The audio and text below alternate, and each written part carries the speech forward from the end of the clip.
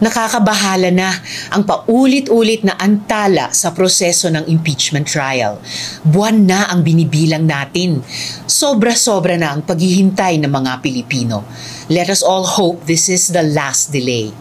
While I support my colleagues in our shared sense of urgency in passing important legislation in the last days of the 19th Congress, including the landmark anti-POGO bill, we cannot postpone our constitutional obligations any longer.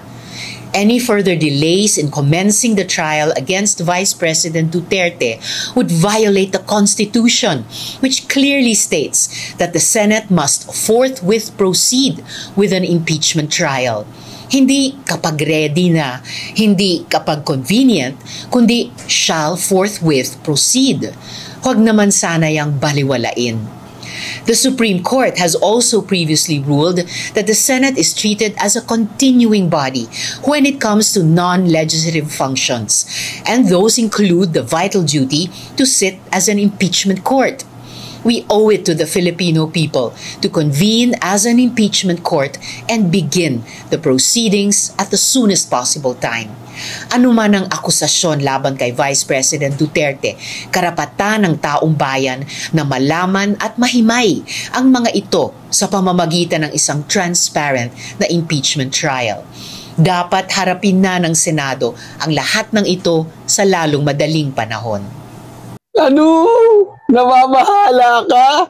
O baka naman nababahala ka na hindi matuloy yung impeachment na yan dahil si VP Sara yung matinding kalaban mo dun sa pinapangarap mong pagtakbo bilang Pangulo sa 2028. Yeah.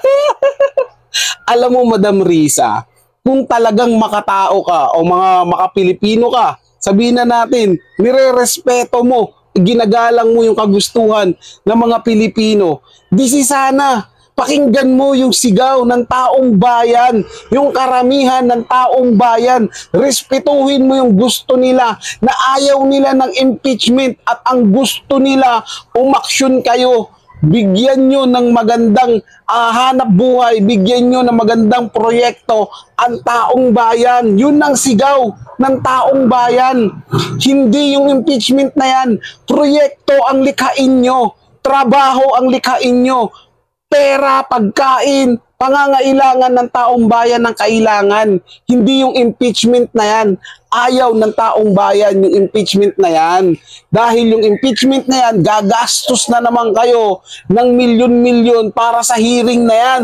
Yung milyon-milyon na yan, gamitin nyo sa programa para mapakinabangan ng taong bayan. Huwag yung ipilit yung impeachment na yan dahil alam namin na yung gusto nyo lang dyan is para sa pangsarili nyong kapakanan at hindi kapakanan ng taong bayan. Kung nire-respeto mo ang taong bayan, respetuhin mo yung 32 million na kataong bumoto kay VP Sara Duterte para maging vice presidente ng Pilipinas.